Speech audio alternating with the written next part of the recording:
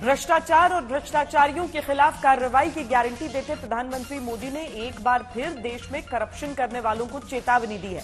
जहां इस वक्त खबरदार करती खबर आ रही है कि झारखंड में कांग्रेस के बड़े नेता और राज्यसभा सांसद धीरज साहू के कई ठिकानों पर जारी रेड में 200 करोड़ रुपए की रकम अब तक बरामद हो चुकी है। बुधवार से आयकर विभाग ने छापेमारी शुरू की, जो ओडिशा और झारखंड में अब भी चल रही है।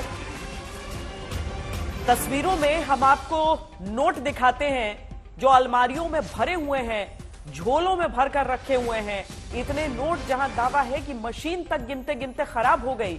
इसी काली कमाई की बरामदगी के बाद प्रधानमंत्री ने सोशल मीडिया पर लिखा है कि देशवासी इन नोटों के ढेर को देखें और फिर इनके नेताओं की ईमानदारी के भाषणों को सुने।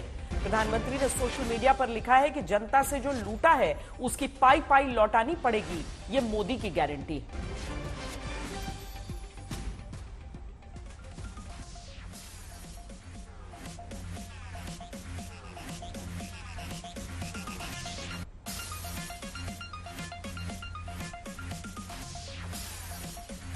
हमारे साथ इस समय सीधे रांची से हमारे संवाददाता सत्यजीत जुड़ रहे हैं। सत्यजीत, ये पैसों की ये तस्वीर देखकर आंखें फटी की फटी रह जा रही हैं। अब इसमें भी ये बताया जा रहा है कि केवल इतने नहीं बल्कि काफी और रकम हो सकती है जैसे जैसे गिनती हो जाएगी नोटों की। तो देखिए, चौंकाने वाला है और इसका जो है अब बिल्कुल जो है ये सियासी गलियारों में भी इसको लेकर जो है चर्चा शुरू हो गया है। खासतौर से प्रधानमंत्री ने जो ट्वीट किया है कि मोदी की गारंटी है कि अगर ये पैसे जो है जनता से लूटे गए हैं, उसके बाद अगर भाषणबाजी ईमानदारी की जा रही है तो एक एक पाई वापस लौटेगा। बीजेपी नेताओं का मनोबल जो है सातवें आसमान पे है। 2024 आने वाला है और यहाँ पे पिछले बार अगर हम बात करें तो बीजेपी का परफॉर्मेंस अच्छा तो था लोकसभा में, लेकिन एक और ऐसा वैसे दिखाए मुद्दा मिला है जिसको एनकैश करने में या जिसका माइलेज लेने में बीजेपी के नेता नहीं चुकने वाले हैं। प्रधानमंत्री के ट्वीट को रीट्वीट कर रहे हैं। बाबूलाल मरांडी हो या फिर यहाँ चीफ व्हिप पार्टी के जो है बिरंची नारायण है, आनंद ओझा है, सब 2 कदम आगे बढ़े। बड़ा मुद्दा है जिसको लेकर अब राजनीतिक तौर पर भी मामला और आगे बढ़ेगा। मुनीष पांडे भी हमारे साथ इस समय है। मुनीष, किस मामले में ये छापेमारी चल रही थी? बताया जा रहा है केवल एक राज्य नहीं बल्कि अलग अलग जगहों से ये रकम बरामद हुई है। मुनीष से हम दोबारा संपर्क करेंगे। ये तस्वीरें जी मुनीष, अगर आप सुन पा रहे हैं तो ये जानकारी दी जा रही है कि केवल एक जगह पर यह छापेमारी नहीं है, अलग अलग शहरों में है।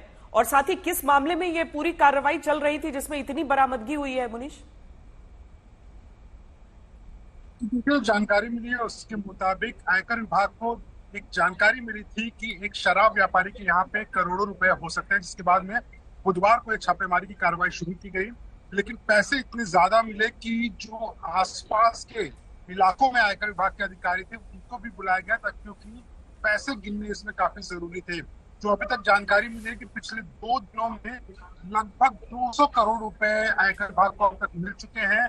जानकारी ऐसी भी है कि अभी भी 2 दिन के बाद भी छापेमारी की कार्रवाई लगातार चल रही है और आयकर विभाग को ऐसी उम्मीद है कि जो शराब व्यापारी हैं उसके अलावा कई ऐसे लोग भी थे जो कि उस शराब व्यापार से जुड़े हुए थे, इस पूरे जो पैसों को छुपाने की कार्रवाई थी उससे जुड़े हुए थे और उनके भी पैसे शराब व्यापारी के पास में थे। तो कहीं ना कहीं मामला बढ़ता हुआ नजर आ रहा है।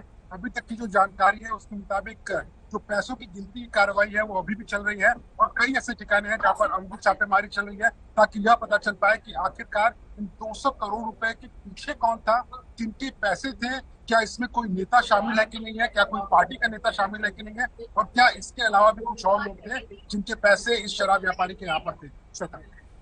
बहुत बहुत शुक्रिया मुनीष इस बातचीत के लिए। ये तस्वीरें अपने आप में भ्रष्टाचार के पैमाने को बयान कर रही हैं, लेकिन बड़ी बात यह है और इसे समझिए कि ये कार्रवाई अभी खत्म नहीं हुई है, न तो नोटों की गिनती की और न ही नोटों की बरामदगी की।